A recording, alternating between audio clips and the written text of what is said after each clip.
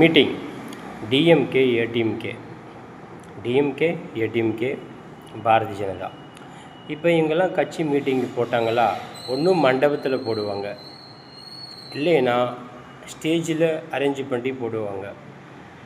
அதுவும் இல்லைன்னா தனியாக ஒரு கிரவுண்டே எடுத்துகிட்டு அதில் ஸ்டேஜ் போடுவாங்க. ஆனால் நான் கேட்குறது என்னென்னா, விஜய் சாருக்கு மட்டும் ஏன் நீங்கள் அவருக்குன்னு ஒரு இடம் ஏன் தர மாட்டேங்கிறீங்க?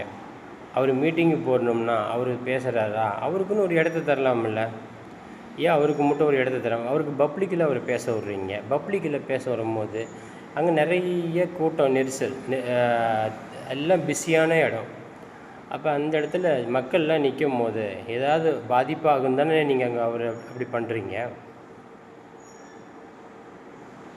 மக்களுக்கு தெரியாது. கூட்டமாக இப்போ 500 ஒரு 2000 பேர் நிற்கிறத தவிர 5000 பேர் நின்னா என்ன ஆகுன்னு அவங்களுக்கு தெரியாது. உங்களுக்கு தெரியுமில்ல. விஜய் வர்றாருன்னா ஆளுங்களாம் வருவாங்க. அப்போ அவருக்குன்னு அவர் பேசுகிறாரா, அவருக்குன்னு ஒரு ஸ்டேஜில் பேச சொல்லுங்கள், இல்லைன்னா அவருக்குன்னு ஒரு இடம் கொடுங்க, அங்கே அவர் பேசிட்டோம்.